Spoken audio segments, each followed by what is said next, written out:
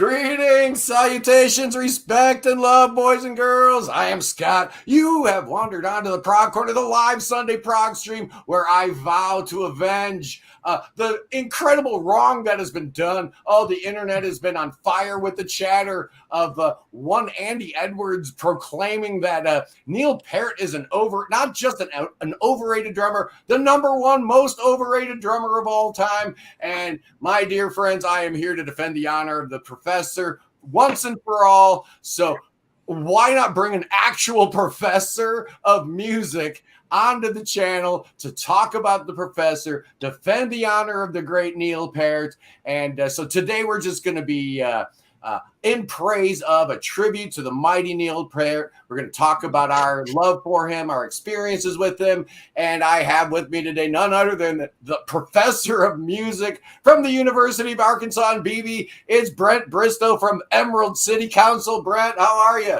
I'm good. Excited to be here and talk about one of my favorite all-time musicians. Oh, yeah. Sure. Yeah. And you're wearing the right shirt. I am. Yeah. I went through all of my shirts and found them all the way back to Snakes and Arrows. And nice. Well, I'm wearing my Killer Clown shirt because that's what I'm feeling about Andy Edwards. You're a clown, sir. Here for the very first time, boys and girls, if you notice a new face on the panel, he's probably not new to y'all. You probably know who he is. I know who he is. So welcome for the very first time, Lauren Murphy from Deep Nuggets Radio. Lauren, how are you? I'm very well, thank you. It's nice to be here.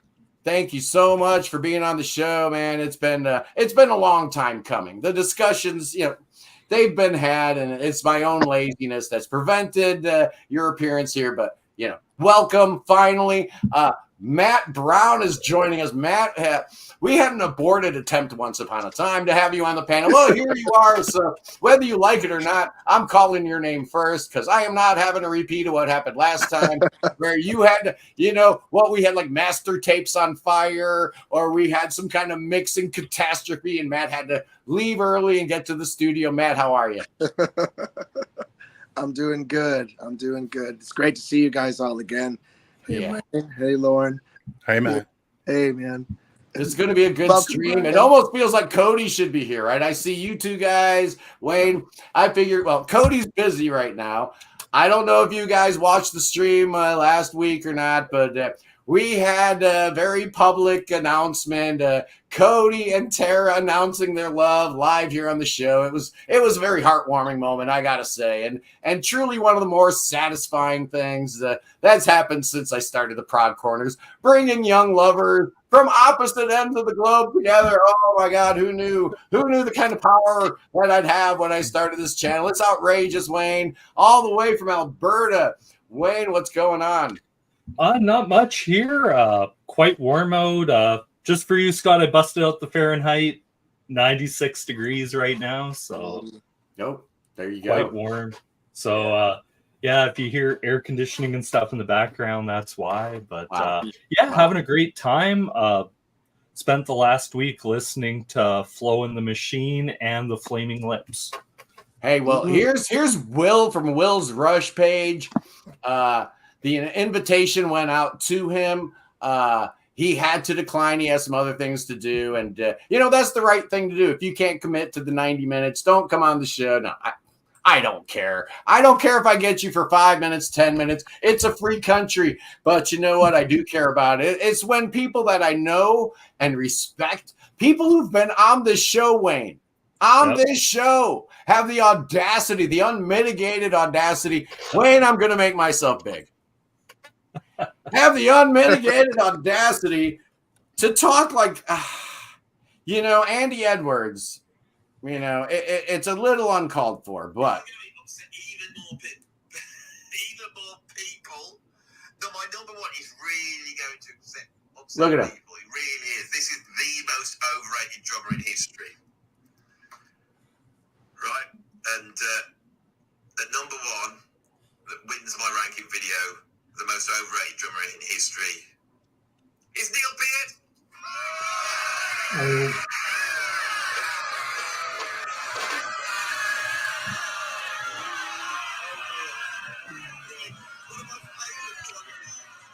Well, that's just ruined. I can't do it, man.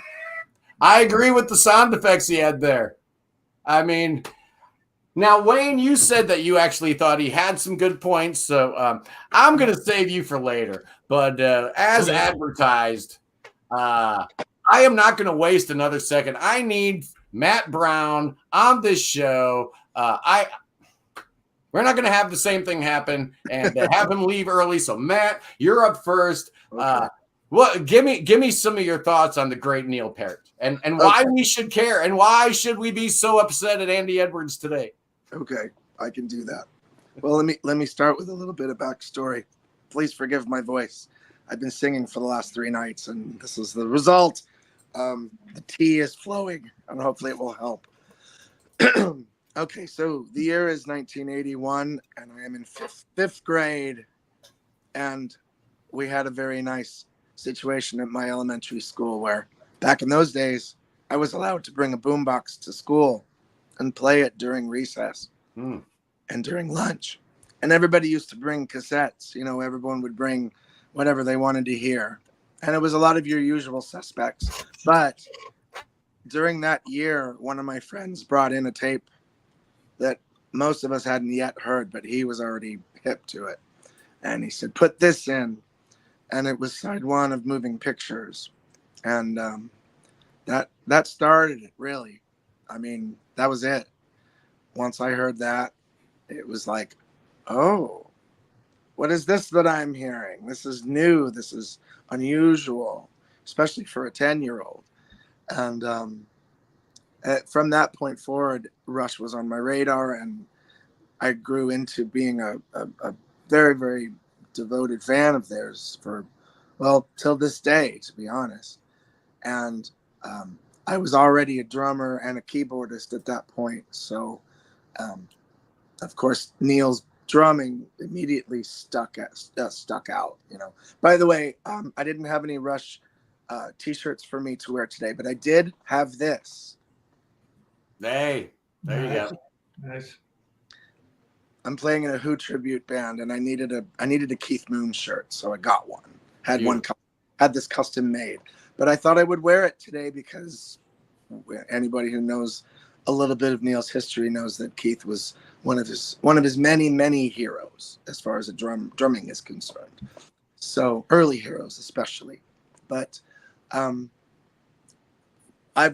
been a fan of theirs and his for so many years, and immediately started to see, well, you know, how many of these drum parts can I play? The answer is some of them, not all. But it's always fun to try. And but yeah, I think,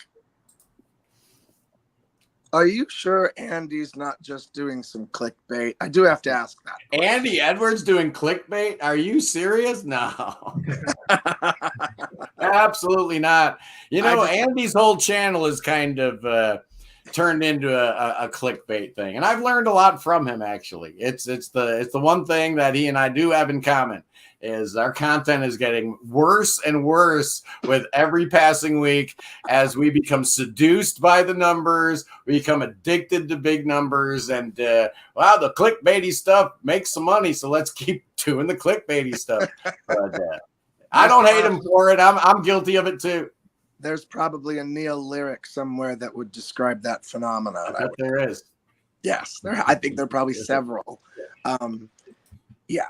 Anyway, Neil's been an important force in my life for so many years. And, you know, initially I mentioned it started on the drums, but at some point I aspired to also become songwriter. And so the relationship that Neil had with Getty and Alex was so special and so unique. It was like Robert Hunter and Jerry Garcia or Bernie and Elton, except your lyric writer is actually an instrumentalist in your band. You know, that's the big difference, right? And so, but I loved hearing about the way that they would work so closely. When Neil would come up with ideas, he'd throw them over to Getty. Getty would say, okay, you know, I can use, you know, 75% of this or 2 lines of this, or however those discussions would go. And then they would work back and forth to get it so that it was right. And One thing I do want to say about Neil's lyrics in particular, I'm a big fan of a period of the band that a lot of diehards don't really care for, and that's the heavy synth era. One of the biggest, I mean, maybe I'm biased because I'm a keyboardist, but a big reason why I love those records so much is the lyric content. You know, I mean, Neil always had interesting things to say, but in the 80s, he moved into this new area, right? Where he was talking about things that were a little more personal, a little more earthy, a little And a little more darker. I mean, well, definitely darker. Yeah. some dark territory there. Yeah. But then there was also some things that had some glimmers of hope in there too. And I love that he ran the gamut of talking about all those things. And the other thing that I would have to say, my biggest argument to counter him being overrated is this. Yes, he himself probably would think, yeah, maybe I am a bit overrated, but that's not the point. The point is, here's a guy that most people are already thinking is the top, right? Top of his game, winning all the polls. And he goes and says, you know, there's more stuff I can learn. I want to keep bettering myself. So he goes and he meets Freddie Gruber and he starts working with him. And I know that a lot of people were like, oh, his style changed too much. And you know, there was some chatter here and there. Yes, his style did change to some extent. I don't know. I'm a jazz guy. So I thought it just broadened. I loved what his new experiences would continue to do for his worldview and his playing and the way he looked at not only his own instrument, but the way that he looked at music. It was always inspiring. And the fact that someone that you hold in that high esteem would do that, I think that speaks volumes. Well, and I think it's interesting how if you look at all the great lyricists, and I do think Neil is one of the absolute best rock lyricists that we have seen. Without a doubt, he's in my top 3. You don't have to be a fan of Ayn Rand, but just the fact that a lot of that lyrical content, especially at a certain era of Rush, it's interesting if nothing else, man. It's a lot you can really sink your teeth into. And, you know, people saying, is Rush prog or not? Just on the basis of the lyrics alone, Rush is prog. But, you know, who was doing that besides Neil? At that time, I don't know if not too many people were, if anyone. And if they were, we weren't hearing about it. My mom was an English teacher, and she taught a lot of literature. And there was a time when she taught all kinds of books, and Fountainhead at one point was one of them. But she would always come to me and say, do you know of any songs that were lyrically inspired by any of these books? And when I did, I said, here, yeah, play this for your kids, you know. And so she definitely played some Rush over the years and applied that. And I also had an English teacher that did something really interesting. We were studying Shakespeare. I think it might have been King Lear or something like that.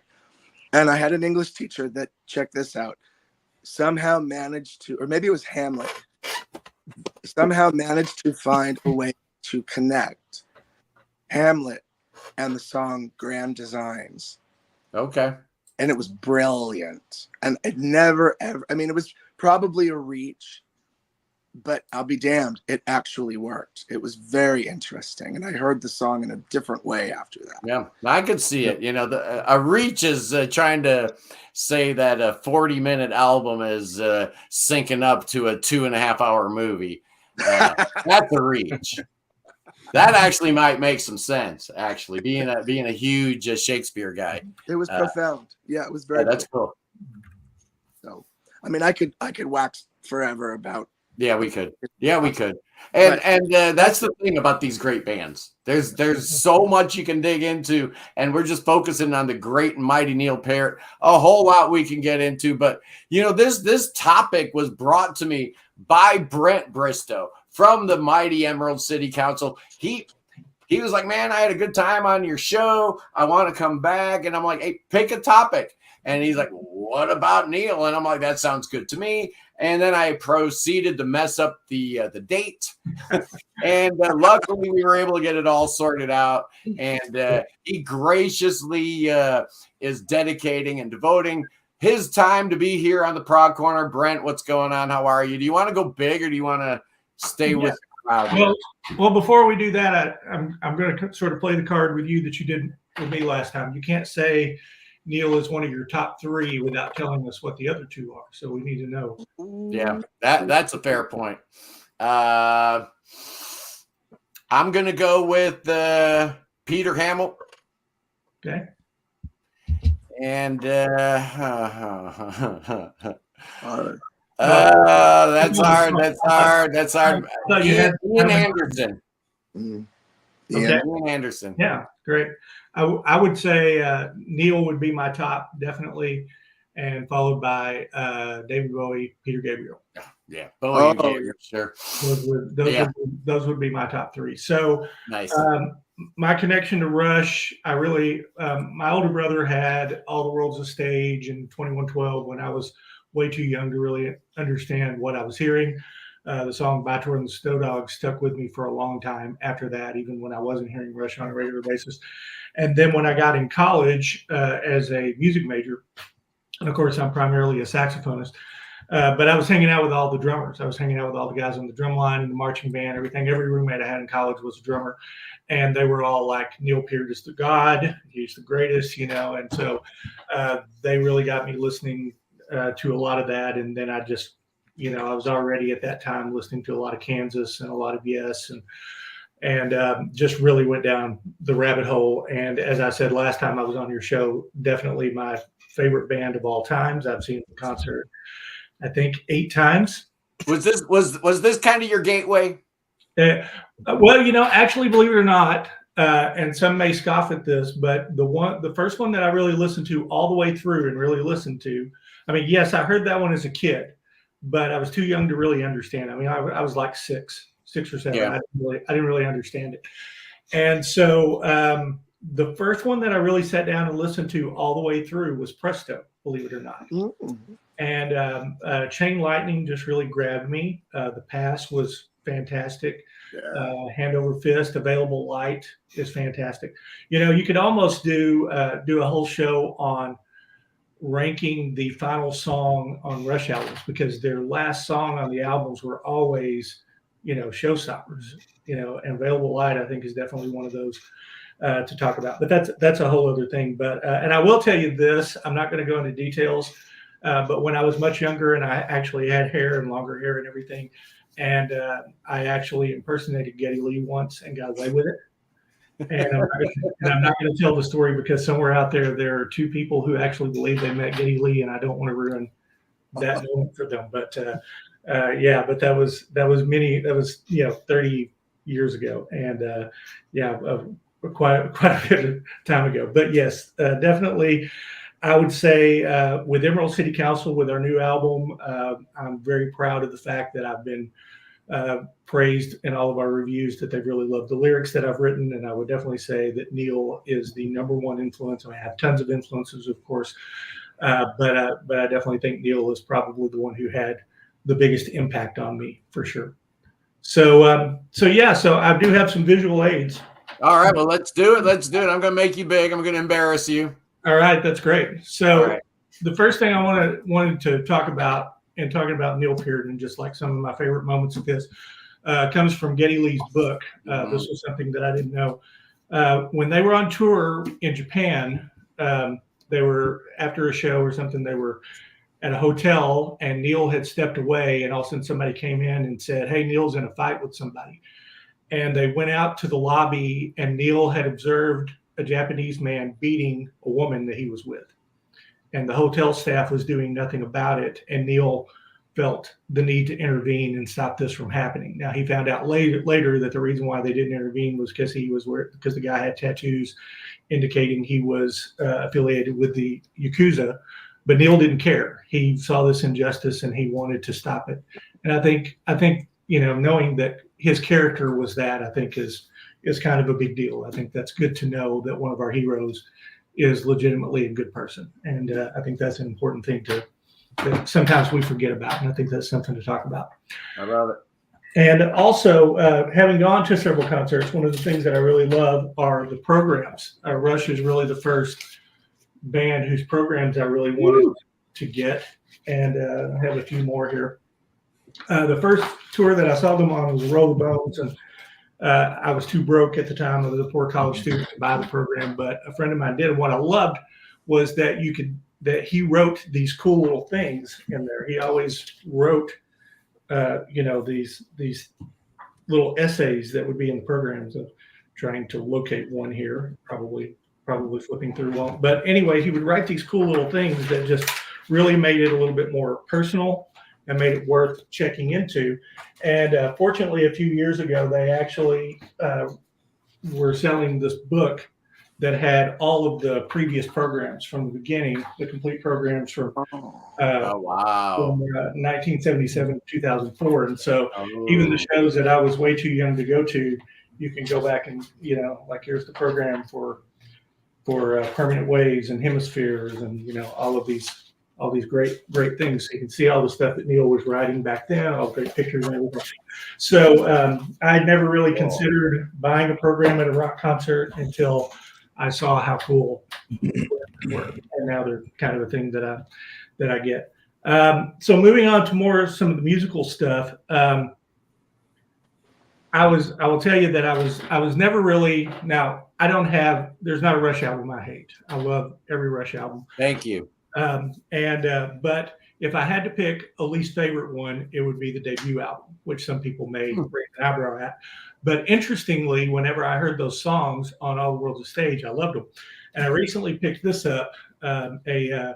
This was a radio program that's just recently been released from 1974. Neil had only been with the band for like less than a month at this point when most of this was recorded. And they're doing 6 of the songs from the first album. And you can really hear what I love about it was that Neil put his stamp on these songs. Knowing that the band had just been signed on the strength of the first album, he didn't try to imitate John Rutsey. He went in and said, I'm going to take ownership of these parts. I'm going to do them my way. And I think that took a lot of guts and a lot of artistic integrity to do that. And to me, even though this is very raw sound, obviously not a polished studio performance, but I love hearing these songs with Neil playing. And no disrespect to John Rutsey, because obviously he did a lot for the band if you read Getty's book. But I think that Neil just brought the missing element that they needed, that they were complete at that moment. I'm not a drummer, so I can't really, speak to all of his drum stuff. But I would say if I had, but you got a pretty good drummer in your band. If you want to tell the good people, if they're not aware, who drums in your band. Yeah, so Noah Hungate is our drummer. He's son of David Hungate of Toto, and recorded on a million other projects and everything like that. Noah, of course, is a huge Neil Peart fan. Of course, his background, as we talked about in the video I just uploaded the other day. His dad, when Noah decided he was going to play drums, he pretty much said, "Here's the complete works of Jeff Porcaro. You will go and learn this." Yeah. So anyway, but he is a huge Neil Peart fan, and I think you definitely will hear some of that influence in what he's doing when you listen to him, for sure. So as far as he did a lot of great drum solos. My favorite one that he did is the one on Show of Hands, called Rhythm Method. And what I love about that one was that, sometimes drum solos, it's all about the technique and everything, just showing off and everything.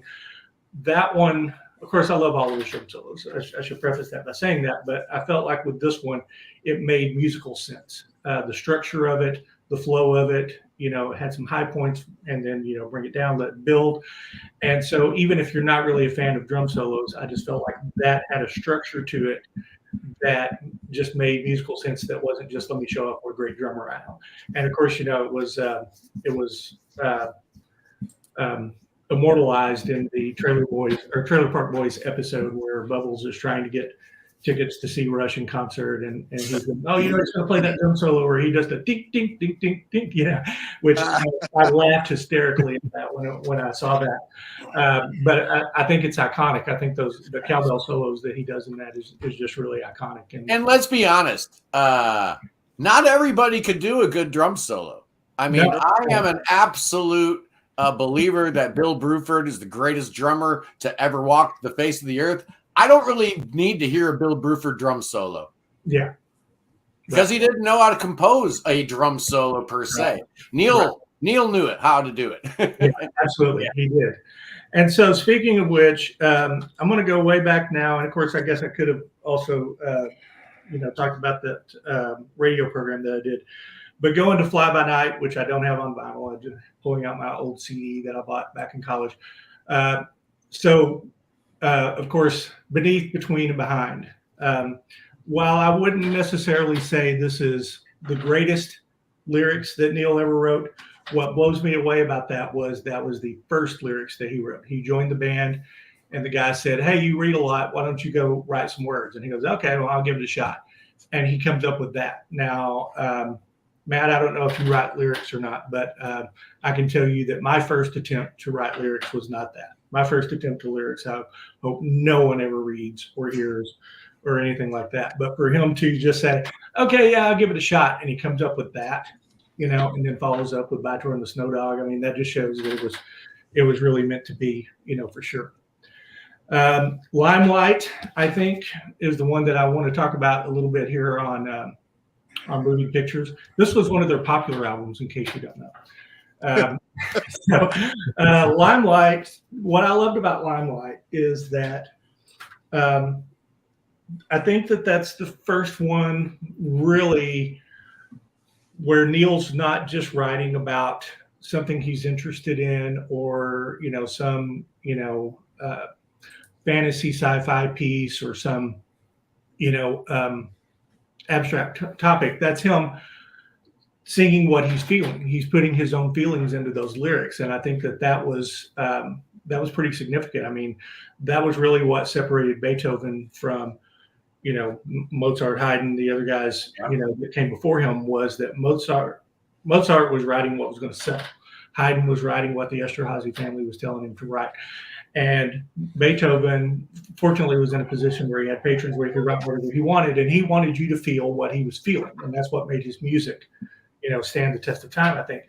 And again, with the Beatles, when they really started to make, their trend was when they were putting their own personal feelings into the music instead of just writing, about holding hands with some girl. And I think that for Neil, for me anyway, there may be an earlier one that I'm not thinking about, but that was really him sort of saying, here's the way I'm feeling right now. We have this fame, people are coming at me, and I don't know how to deal with it, and I'm going to deal with it by writing a song. And I think that was pretty significant. And he sort of followed that up with one. I know this is one of your least favorite albums, but this is actually one of my favorites. I love that. Grace Under Pressure, very dark lyrics. I mean, After Image was, of course, written about the death of a friend, but very dark stuff from him writing Red Sector A about Getty's parents during the Holocaust.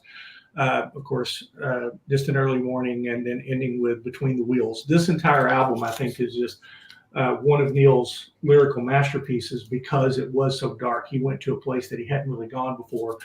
And I think a lot of it was him internalizing some things that he was going through. And no, you're right, Brent. When I did my Rush rankings, I don't know what was going on. I was just really feeling salty about Grace Under Pressure. I think I'd listened to it recently and had a really bad experience because I had just listened to A Flock of Seagulls, and I thought the Flock of Seagulls album sounded better. So I was like, it sounds exactly the same as the Flock of Seagulls, but the Flock of Seagulls did better. Okay, I was wrong. All right, I admit it. I was wrong. It's actually a really good album, and I can admit when I was wrong, and I was wrong about Grace Under Pressure. No, I will accept it. I will accept it. So moving on, Marathon from Power Windows. Oh yeah. Man, that one to me, I mean, that is Rush at their height. I mean, you got Getty playing some such intricate bass parts while singing at the same time and controlling the keyboards and playing keyboard parts. Alex's solo is fantastic, and Neil, both drum wise and lyric wise, I think that's just a masterpiece. Doesn't get talked about enough, but that particular song, for me, is when finally, on the Clockwork Angels tour, was the first time I got to hear him play live, and it was like a religious experience for me. And I was really surprised when you guys talked about songs from 1980. You kept talking about songs on this album, and nobody mentioned Natural Science. How is that possible? Man, what a masterpiece that is. And again, Neil's lyrics and drummings on Natural Science is just fantastic. Getting into a little bit of the later era, I know Roll the Bones was a very different, very contentious album. And of course, you know, the actual song Roll the Bones.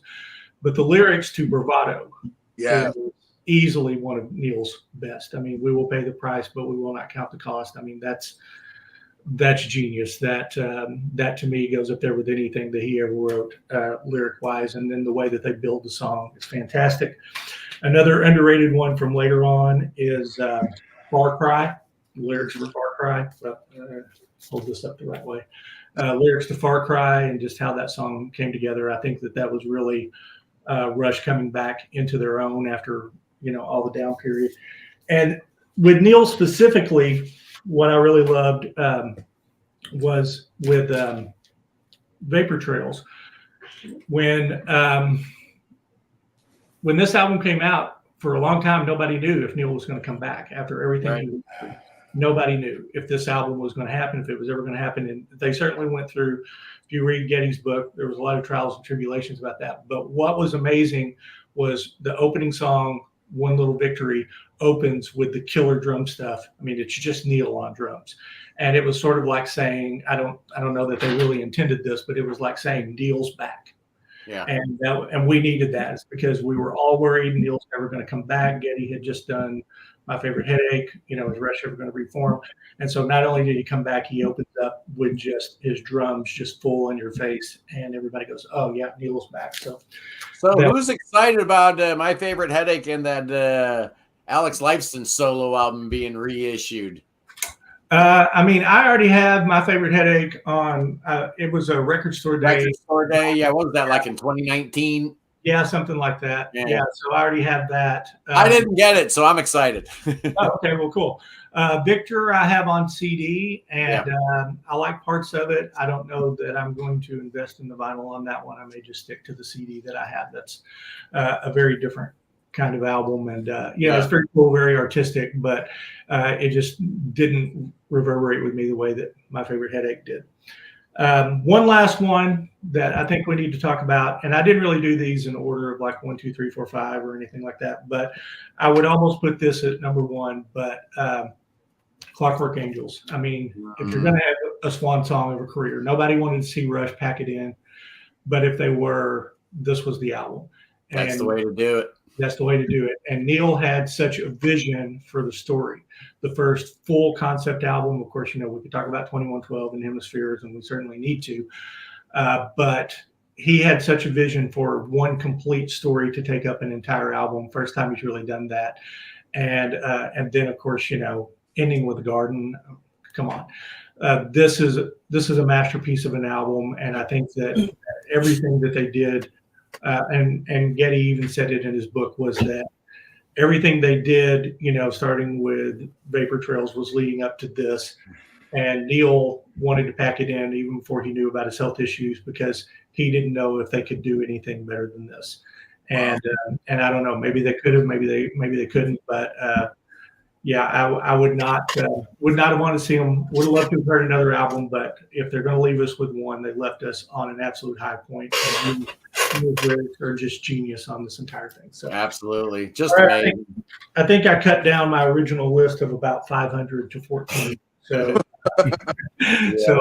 there's a lot to go through. But man, I'll tell you what, Clockwork Angels is the album that, to me, it's not their best album, but to me, it's the album that absolutely cements their place as one of the 10 best bands in the history of mankind. Because that's absolutely how you end a career.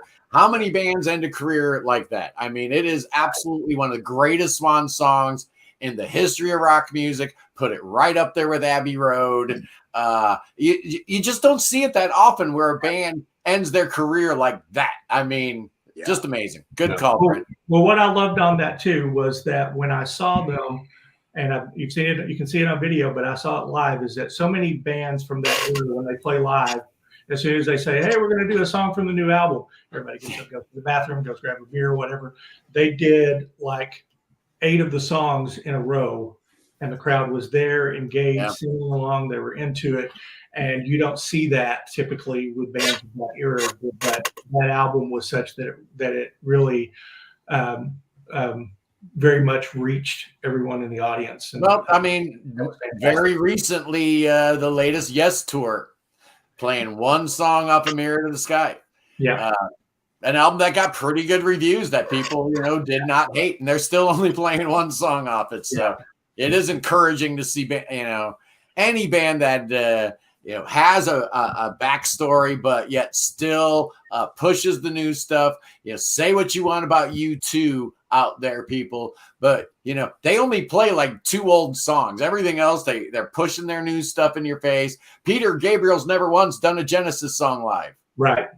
I mean, so there's a lot to be said for artists that are always looking forward. They don't want to look backwards, no matter what. If you're a fan of the artist, you're going to, go with them, or you're not going to go with them, right? So, yeah. And Styx did a good. When I saw Styx, they did a good number of their new album. Yes, they did, which went over really well. They did 3. So, and I saw them. They did 3 songs of Crash of the Crown and a song off The Mission. So it was like a big chunk of their set devoted to a new version of Styx, which I'm on record as saying is every bit as good as 76. The last 2 Styx albums have been just amazing. Absolutely.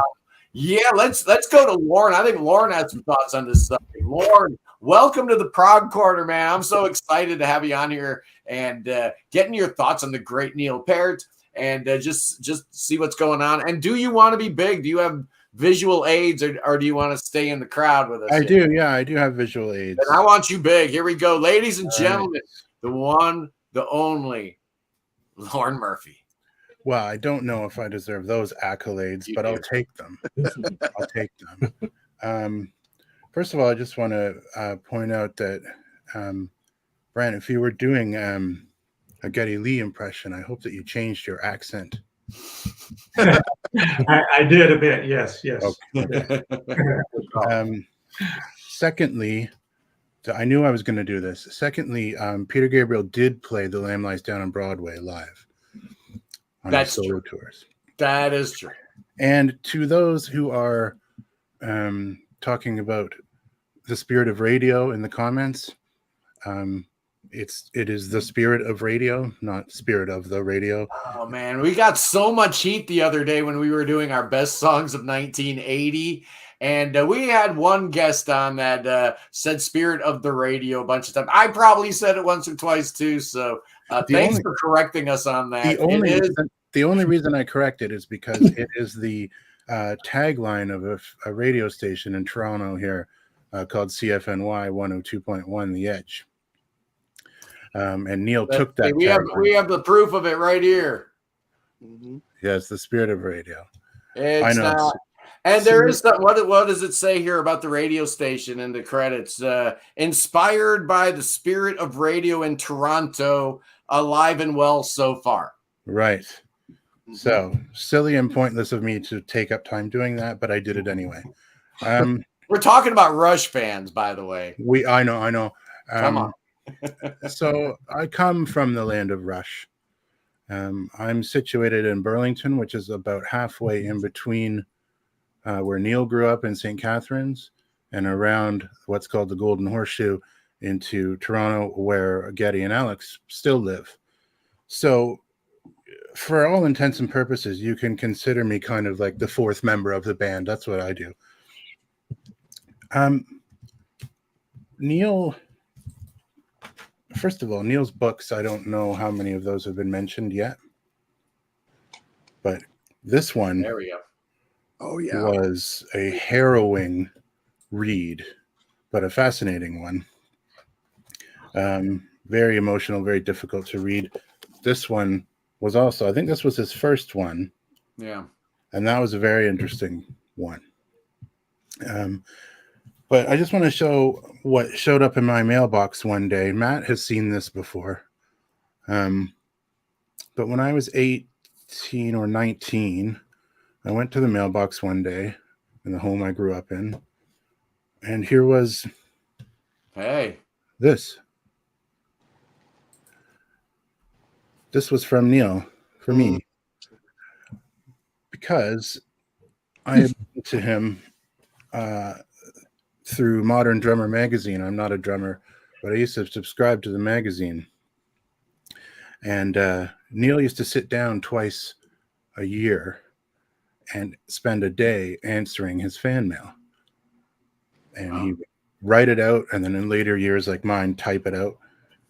He would address them, he would stamp them, he would take them to the mailbox. So one day that showed up for me, and I was pretty stunned. You know, I was tracing the pen where he had signed it. I still do that sometimes, especially after a few beers. But yeah, these books of Neil's, you know, so many of these are really worthy reads. There's more of them. Someone mentioned the Martin Popoff book, which is excellent. But what I wanted to do was something a little different, and I hope this isn't weird, but I write a lot, and I write for a place called Velvet Thunder, which used to be the Classic Rock Society in the UK. And the day after we found out the news about Neil, and I was as inconsolable as probably all of us were, I had to sit down and write a little tribute, which is not long. It's fairly short. It's only 4 paragraphs. So I just thought I would read it out, Nice. if that's cool. Nice. Yeah. Let's do it. So, one moment. So I consider this kind of a tribute to him. The first time I really paid attention to lyrics was when I heard the song Subdivisions. And even at a young age, I think I was bored by or desensitized to most subject matter. Most songs seemed to be interchangeable and often shallow. They were about teenage love, or they were about sex, drugs, and rock and roll, or maybe fictional stories of some kind. But when I first heard Neil Peart's words, "Any escape might help to smooth the unattractive truth, but the suburbs have no charms to soothe the restless dreams of youth," it was like a revelation to me. Not only did it feel like this had been written for me, but rock lyrics could actually be thoughtful and impactful enough to cause me to think. And this had never happened before. So I began to seek out more. The Rush catalog quickly became as essential to me as the air I breathed. Musically, yes, but lyrically even more so.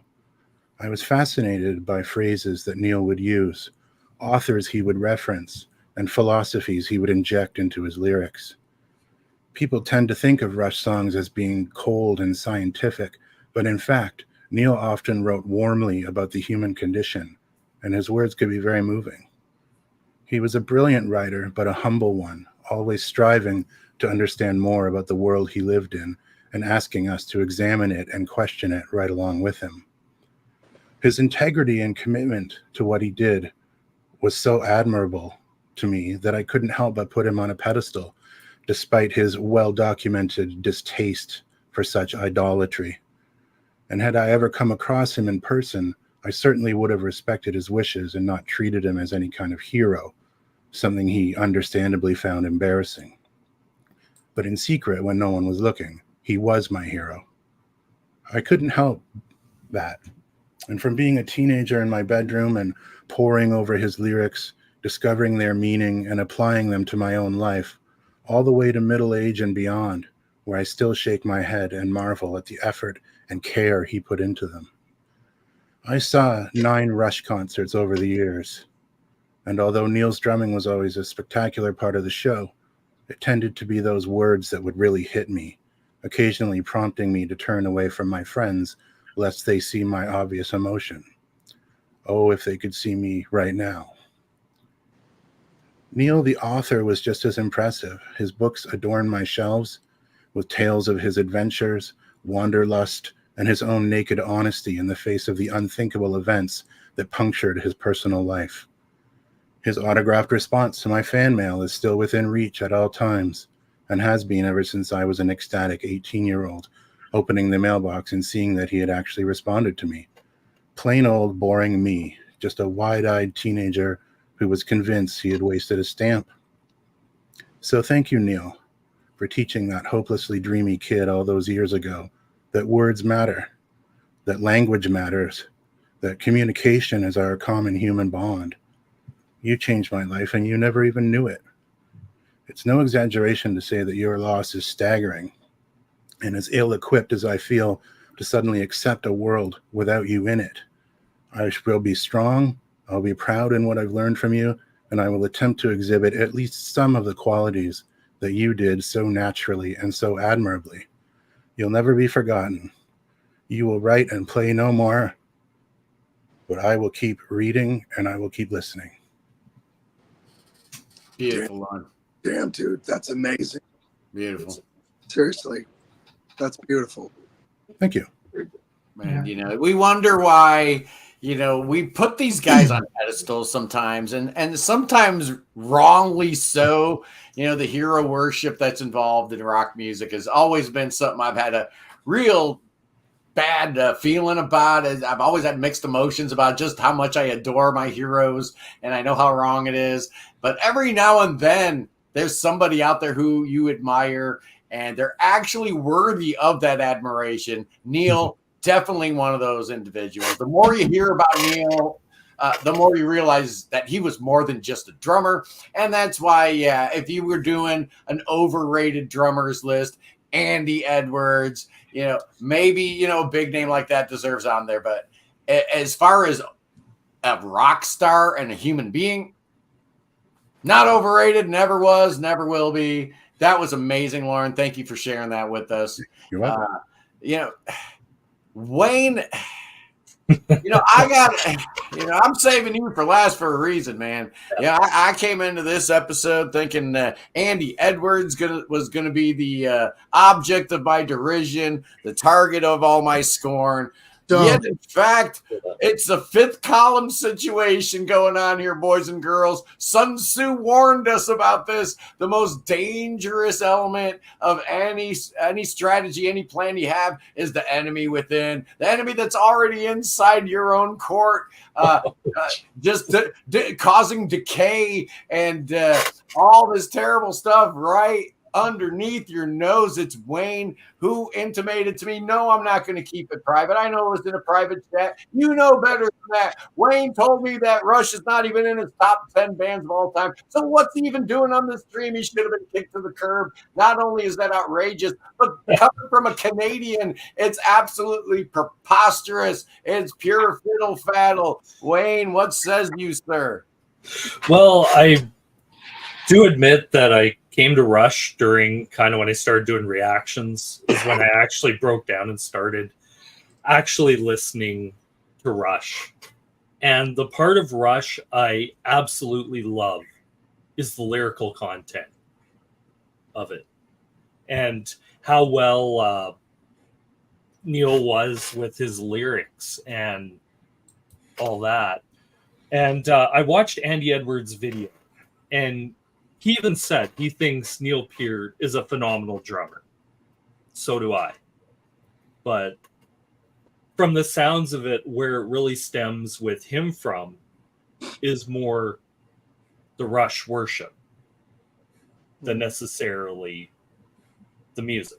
Yeah, he was talking about being at these drum clinics, you know, where it's him and a bunch of other big, you know, the best drummer in the world is more than likely somebody we've never heard of before, right? Or some studio guy that if you're not in the business, if you're not Matt Brown or something, you probably have no idea who he is. You know, that's probably the best drummer in the world, obviously. But, you know, Andy was talking about going to these drum clinics and talking to the guys and, you know, what's the worst part about doing this? And it's like every single person wants to talk about Neil. Yeah. And I can understand that. You know, Neil Peart's a god amongst drummers. But that doesn't make him any better or any worse. It's just how people perceive him. So, That was an interesting take, though. Yeah, and I kind of felt the same way trying to get into Rush. It wasn't necessarily Rush the band. It was more the fans, the hero worship, kind of the shoving it down your throat that I really did not appreciate. But once I sat down and listened to them on my own, I see where people are coming from with Rush. And very much like you, Scott, I figured I'd write out a list of just drummers that I just like more than Neil. Okay. And, all right, here we go. Here we go. So here's my list. You can tell there was a line once said, I believe it was Napoleon Murphy Brock said, they asked him who's the greatest drummer in the world, and he said who's ever in Frank Zappa's band. So that's a good one. So some of these played with Zappa. Terry Bozzio, fantastic drummer. No, it didn't matter. Whoever was in Zappa's band at that exact moment in time probably was the best drummer in the world. Yeah, I love it. Bozzio, Vinny Caliuta, his work with Zappa, his work with Jeff Beck, same with Terry Bozzio. Two absolutely fantastic drummers. When they're talking about professor of drums, for me, it would have to be Phil Collins. If you're going to give anyone that moniker, Phil Collins. I'm a huge Phil guy, so I can relate to that. Yeah, no problem with that. Bill Bruford. Yeah. Of Yes, King Crimson, Chester Thompson. Just love his drumming. Speaking of Zappa guys. Yeah. Alan White. I think he's kind of in a little bit of the underrated where Bill gets a lot of the love, but Alan White was a phenomenal drummer. Keith Moon of The Who. Love him. For a more modern one, Marco Miniman of the Aristocrats.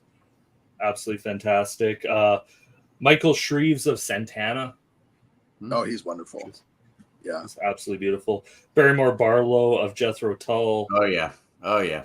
Ian Pace of Deep Purple. And when I came up with this list, it wasn't until one of you guys mentioned him. I'm like, how is he not on my list? Because I did think about him. Carl Palmer.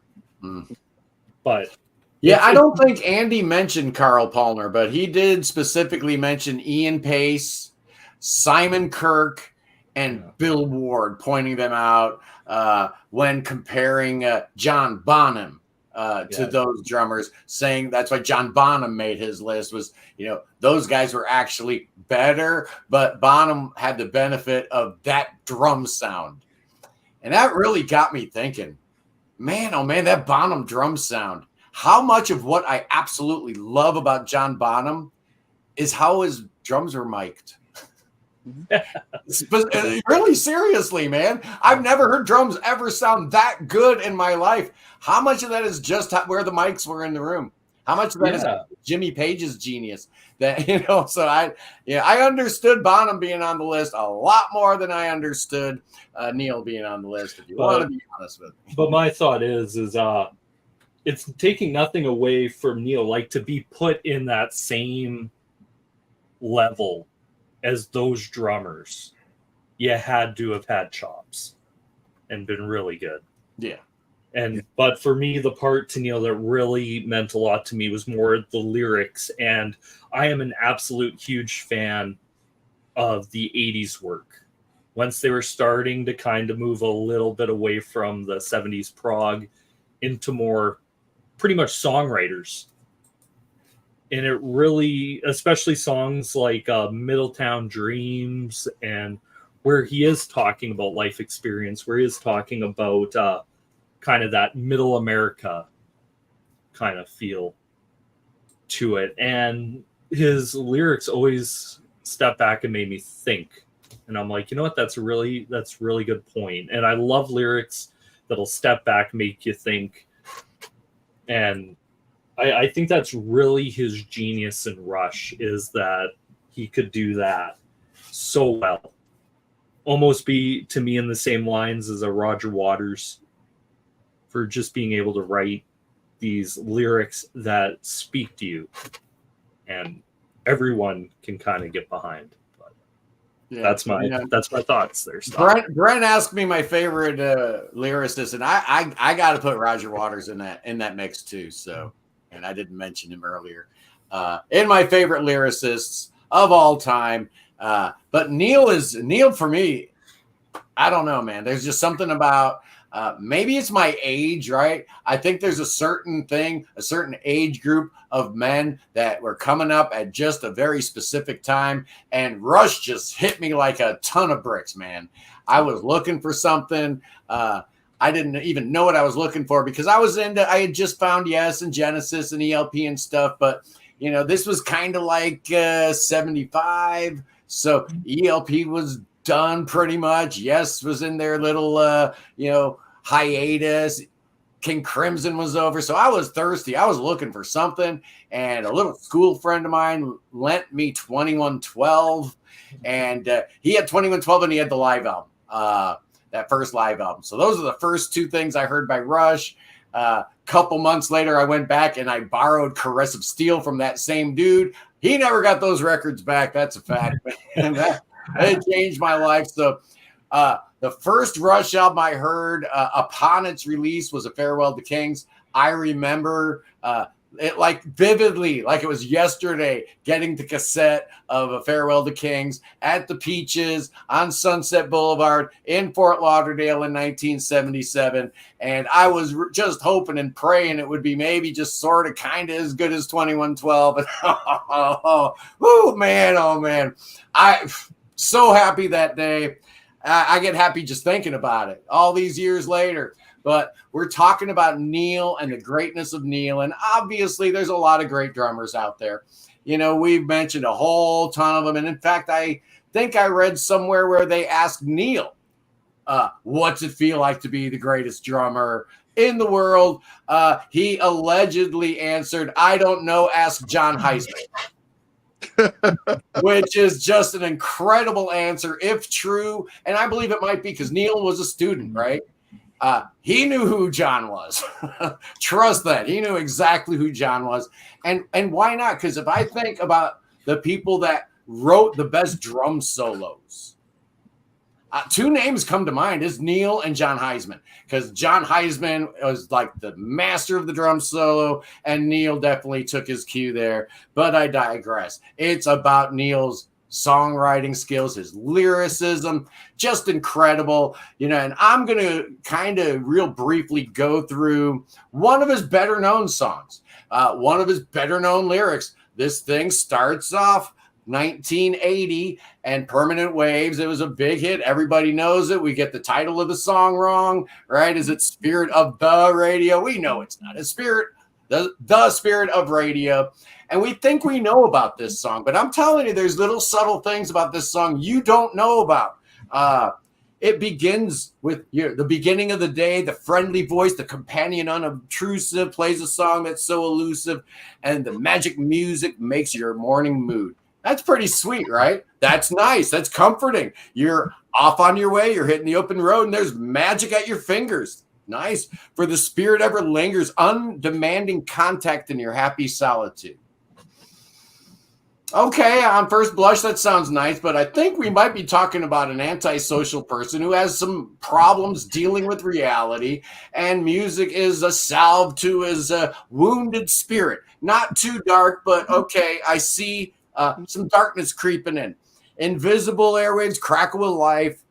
Bright antenna bristle with the energy. Emotional feedback on timeless wavelength. Bearing a gift beyond price. Almost free.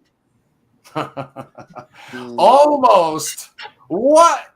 Are you kidding me? Think about that a second.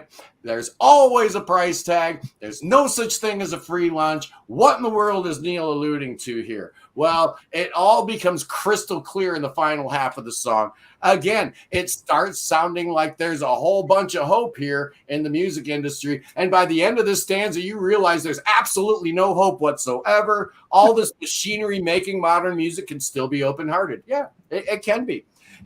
Not so coldly charted. It's really just a question of your honesty. Oh, yeah, your honesty. One likes to believe in the freedom of music. Uh-oh, here it comes. But glittering prizes and endless compromises shattered the illusion of integrity. Yeah, all our hopes and dreams are now shattered. I thought modern music could, be a good thing, right? Apparently not. Why? For the words of the prophets are written on the studio wall. Concert hall echoes with the sound of what? Salesman. We're going to say it 3 times too. And how prescient was it? Keep in mind, boys and girls, this is 1980.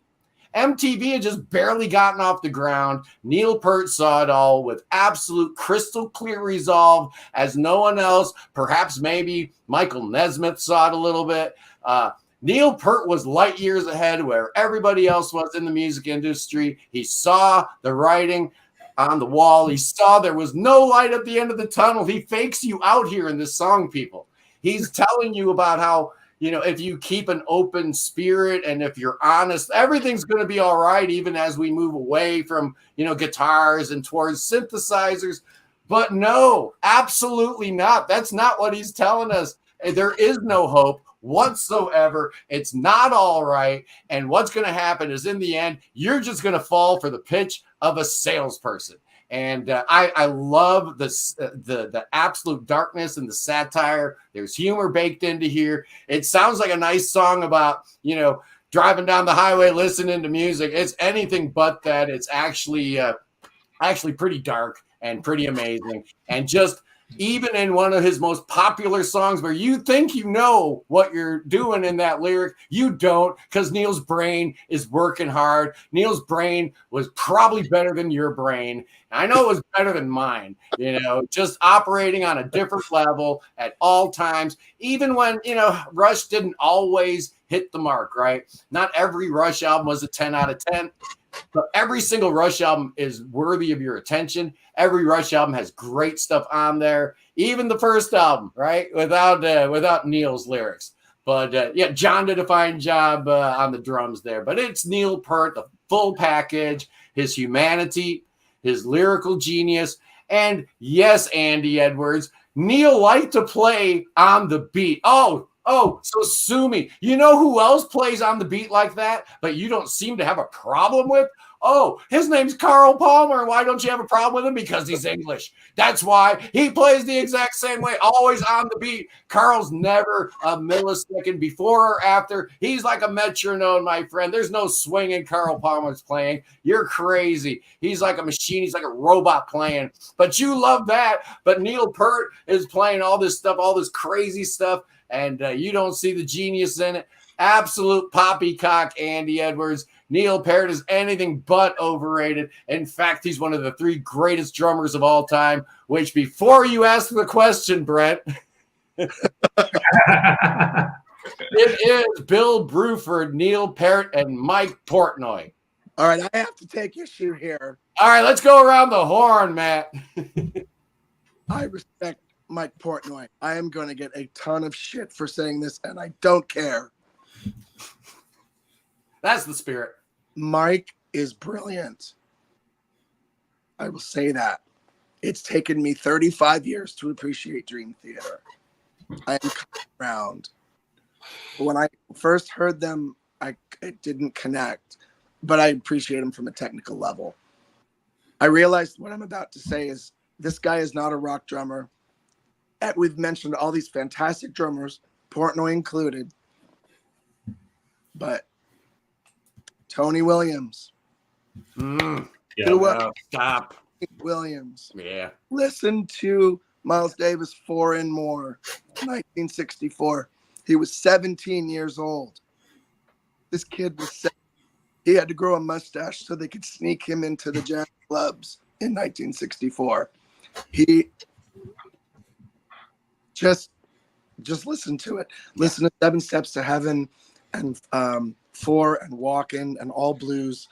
I mean, there's also a companion record called My Funny Valentine, which has more of the ballads, but 4 and More has more of the up-tempo stuff. I mean, I would play this to my drum students who would come in wanting me to help me play like Portnoy and Chad Smith and Primus, and all those guys. And it's like, okay, we will get there, but you need to hear this first. And there's a good reason, because the world is bigger. And here's an example of a way that the world is bigger. And they all had that same slack-jawed look on their faces after they heard this 17-year-old kid playing like a maniac and being not only technical but unbelievably musical. And one of the things I always wanted to do if I ever had the chance to meet Neil was I wanted to ask him if he had a favorite Tony Williams record, because I bet your ass he did. So that's all. My dad was a big fan, big Miles fan. So I grew up listening to Tony. And one thing Andy Edwards mentioned about like comparing the way Tony Williams approached drumming to the way Neil Peart did. And one of the things he mentioned was with Neil, you can kind of figure out what he's doing, right? Like every time he's doing something incredibly crazy and complicated and polyrhythmic, it's complicated, but you can kind of make it out, right? With some of the stuff Tony's doing, all these years later, I have no idea. I can't figure it out. Yeah. I don't know how you would teach that. It's just insane. No, I want to say, I mean, this is to no way denigrate any of the people that we've talked about, because, you know, Marco, Gavin, Portnoy, all the guys from the 70s and the 80s, and the people before it, Buddy Rich, etc. I mean, we have this, we're lucky as human beings, we get to enjoy all these different, right? And they all have something so powerful and so unique and so different. Yeah. And that's one of the things that I admire so much about Neil. I mean, it's his playing and his writing for one thing, but just the fact that he himself was such a connoisseur of music. I mean, one of the books that Lauren mentions, I think it's Traveling Music, where he talks about the stuff he listens to on the road or songs that get stuck in his head. And he just speaks so eloquently about it. And you really appreciate how much of a fan of music he is. You know, I think that speaks volumes. And I think that can potentially speak to everyone. The only other song I wanted to mention real quick, because you guys have mentioned some of Neil's best lyrics. One of the other ones that sits high on the list is Mission from Hold Your Fire. Yeah. I saw Rush 14 times in my life, starting back with that. That was my first tour, was the Hold Your Fire tour. Of course, they did a lot of songs from that record at the time. That song particularly stuck out, especially as a creative person. It's cold comfort to the ones without it, to know how they suffer about it. If their lives were exotic and strange, they would likely have gladly exchanged them for something a little more plain, maybe something a little more sane. I mean, there's so much wisdom in that track, and it does come from there is a certain darkness there too. But creative people need to create. There's that drive, and he wrote so well about that drive. It was so clearly about, you know, not only obviously about him, but all the people he admired. He always talked about that, even way back when, 2112, finding some weird stringed instrument in a cave or something like that, figuring it out. It was that creative spirit inside a man that needed to come out. And Neil expressed that better than just about anybody else I can think of. Yeah. Hey, I'm digging way into my recesses of my memory here, and I'm preface this by saying I may be wrong because it's been a long time. But didn't Neil produce Tony Williams on the Burning for Buddy album? I believe he did. I'm pretty sure he did on one of those projects. That had to be a thrill. I'm sure working with all those guys was a thrill for him. He was such a fan of drummers, But right. Yeah. That whole Buddy Rich thing's funny. Buddy Rich came to my community college way back in the day, probably 81, something like that. And at the end of the gig, he proceeded to inform me that I was the worst bass player he'd ever played with in his life. Oh, no. Yeah. Buddy Rich said that? Yeah, Buddy Rich said that. Yeah. Wow. So I wear that like a badge of honor because, as people know, my dad's the jazz guy, man. Jazz never got, I grew up with it. I listened to it nonstop. I can read charts with the best of them, man, but I just don't, it doesn't own my soul. The Beatles got me, right? Miles didn't get me. Coltrane didn't get me. I love those guys and I respect them. And like I said, I grew up listening to that music, but the Beatles got my soul. And it was just on from there. And, that's why, Tony Williams. Yeah, I mean, come on, let's be serious. Guy's just incredible. But, comparing Neil Peart to a jazz drummer might not be completely fair. Because honestly, Neil was a rock drummer. I mean, he could play different things. And I think the one knock I heard about Neil was maybe he wasn't a great versatile drummer, that he didn't have feel in a lot of different types of genres of music, to which I say, we really don't know, because he didn't put out that many solo albums, did he? He didn't have a whole lot of spin-off bands he was working with. Oh, wait a second. We have none of that. Basically, what we know about Neil is his oeuvre within Rush. And that to me is enough to secure his place in the top 3 of all time. And, we can debate about that. Technique versus feel versus this, importance within the band, innovation, influence for, future generation of drummers and whatever. But to me, in the end, it's just, what do you feel, right? Does this person's playing, what does it do to your heart? What does it do to your soul? Bruford always spoke to me. Neil Peart always spoke to me, and Mike Portnoy. Are there better drummers? I'm sure there's better drummers than all 3, but those are the ones that have always spoken to my soul, that I always want to air drum to whenever a track that they're on is playing. There's going to be some sticks in my hand, and I'm playing along. That to me, it tells me that drummer's doing something right on. And one of the main things that I love about Neil, that I don't think we mentioned, is just his ability to create memorable parts, right? Some people say, well, Neil played the same thing every night.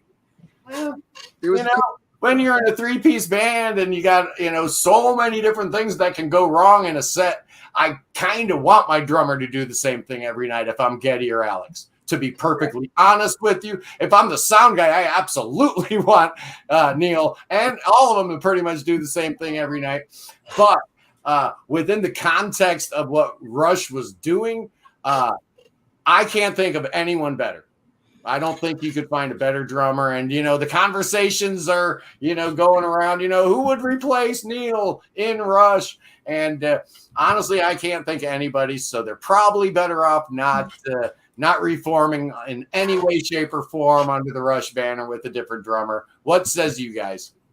I think Rush, first of all, their arrangements did not allow for much improv in a live setting. Yeah. Sure, they went out and occasionally and played stuff like Wipeout, but that was a cover. It reminds me of, I heard a funny interview one time with Paul Gilbert when he was from Mr. Big, when he was talking about when they were opening for Rush on the Presto tour. That was the first tour I saw. Although I didn't see Mr. Big, I saw Voivod. But Paul Gilbert said that his crew in the Mr. Big camp said, hey, on the last show of the tour, which is coming up, we thought it would be really fun for us to come on and surprise the guys, and we'll all play together. And it'll be, both bands on the same stage. It'll be a fun way to end the tour. And Paul Gilbert said, Rush doesn't strike me as the kind of band who like to be surprised. Yeah. So, yeah. So when people say, well, Neil played the same way every night, well, what would you do? Yeah. In that same position when you're playing a song like Tom Sawyer, which Neil said he found difficult to play right until the end of his career. Yeah. Well, I think there are two different camps in the prog world. There are those guys that really like to hear, the Crimson improvisation, that everything's going to be a little different every time, or, Zappa-esque or whatever. And then there are those guys who are more the Rush fan, Neil Morris fans, that want to hear it the way that they're used to hearing it. They know every note, they know every Did lyric. we just get breaking news? I hate politics. I don't talk about politics, but is this true? Do we have any updates here? I don't see a update on my phone from any of the news. Jeff knows better CNN. than punk in the prog corner, so that better be accurate. Wow. It's on CNN. Okay. No kidding. Okay. But anyway, I think that there's two different camps when it comes to prog. Some of us fall in love with what we hear on the record and we want to hear that recreated, and a few little surprises here and there, but we don't want to fall in love with a song or an album or whatever and then go hear it completely improvised and completely different every single time that we hear it. And I think that that's part of the, it's like Star Trek fans. They've memorized every single episode and every bit of dialogue, and that's the way it better be, and so it's the same sort of thing with that level of prog. Spoken by the man who's shared the stage with William Shatner. That's right. So I think with Rush fans, I don't think that even if they did decide, hey, let's go out and do a lot of improvisation, I think after a certain point, their fans would not have accepted it. I don't think that's what they wanted. And I don't think that it would have gone over with their fan base if they would have just decided to throw in a bunch of improvisational stuff. No, definitely. Okay. Ian's afraid for America. Let's just have a time out here. It's gonna be all right. All right. Yep. I'm just gonna get this out of the way. I mentioned a little something when Trump got shot last week, but you know what? It doesn't matter. What matters is music. What matters is what's in your heart. Vote for whoever you want. Just be nice to your neighbor. Treat everyone right. Even if they disagree with you, man, it's okay. I don't want to be surrounded with a bunch of clowns that agree with me. That's why I got Wayne on here every week, people. I just can't believe that people are getting this worried and this wrapped up and this red in the face about politics. It's going to be all right, whichever side of the fence you happen to fall on. I love you, and it's going to be just fine. So enough of that. Never again will we talk about politics on this show. Be kind to everybody, even right. Andy Edwards. That's right. Even Andy Edwards and his right-leaning political bent. He just had a Facebook page posting the other day, making his political inclinations known. And that's fine if you feel a need to do that. I do not, man. It's all good. We're going to be friends irregardless. So I try to focus on what really matters, and that is music, specifically prog rock music, and dispelling some really bad notions that are out there, such as that the mighty Neil Peart is in any way, shape, or form overrated. I think we've dispelled the notion right there, even if only tangentially by those that maybe would agree with Andy Edwards' nonsense.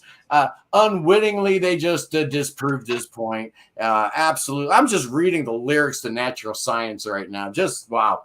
How good a song is that, man? Oh, amazing. So good. But anyway, next week, boys and girls. Oh, you know what we're doing next week, right, Wayne? Yep. Opeth. We're doing the top 10 Opeth songs. And, this is coming on the back of the strength of the numbers of the prog metal episode. Did great numbers. So thank you for that one, Wayne. You won on that one, but I'm going to put the ELO episode in the L column. We're sitting at like 1.2, and that's just they can't all be winners.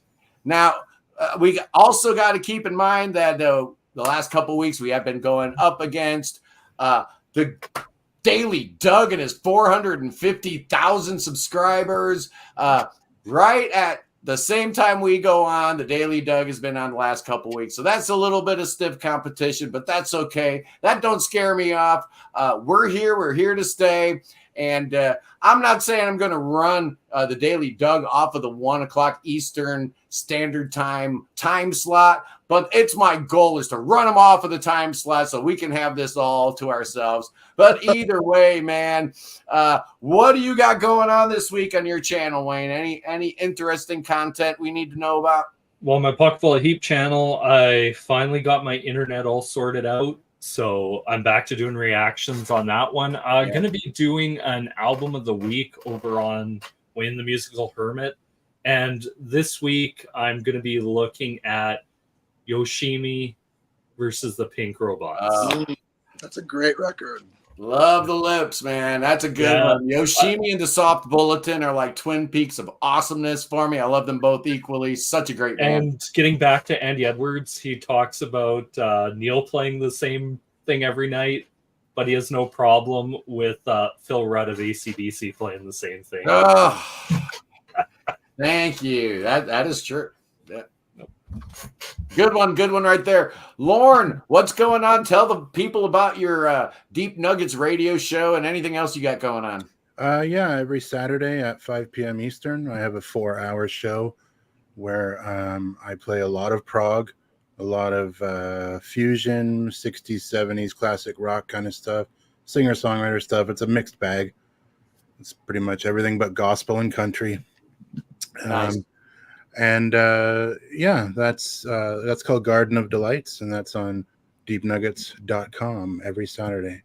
Excellent. Tune in, people. Matt Brown, the busiest man we've ever had on the prog stream. What do you got going on? What's new in your world? What goodies can we look forward to? I'm a full-time freelance musician, and I play around town with a lot of different acts, and some of them they're mostly tribute acts, and some of them are traveling. So I'm always having to check my calendar. But my one steady thing is that on Tuesday nights, on the same network that Lauren is on, Deep Nuggets Radio, I have a 3-hour show also, and it's called The Playground of Sound, and it's my take on if the freeform attitude that existed on FM radio in the early 70s was still around in 2024. So it's willfully, hopefully as eclectic. It's not, well, it's as eclectic as it can be at any given moment. Let me put it that way. As eclectic as it needs to be. Exactly. And I take requests, and I like the show to be interactive, but you get a mix of rock and roll and prog. You'll get some jazz, you'll get some classic soul. No, that's a great idea because prior to the Reagan administration's deregulation of the communications industries, which dismantled years and years of what was actually a really good thing, where Joe, who owned the Pontiac dealership in town, he also owned the FM radio station, man. And he'd hire some young cats, and they'd play music that they dug. And it was really, that's how it was on a grand scale across this nation. Because if you owned one radio station, you couldn't own a newspaper. You couldn't own a TV station. You could only own X number of radio stations total. So it kept it local. It kept it regionalized. It kept it interesting. Now you've got 2 or 3 people making all the decisions for the entire radio industry in America. Clear Channel and Cox and whatever those garbage networks are that make you sign a contract before you even can get on the air with them, that you'll never, ever play anything they tell you not to play. It's just absolutely disgusting and despicable. And that's why we're here to turn the tide, to make things better, man, like it was in the 70s, because we're still living, we're still breathing, we're still above ground. So there is still hope. And that's why it's so exciting to have bands like Emerald City Council to talk about. Brent, what's you guys' next move? Anything interesting or exciting? Well, yeah. So I'd like to, this is not really specific to the band, but I'd like to make an announcement. You're going to be the first to hear this. All right. Hopefully you're excited. Yeah. With Arkansas State University BB, where I'm the head of the music department there, I finally, after the success we've been having with Emerald City Council, I've been working on this for about 5 years now.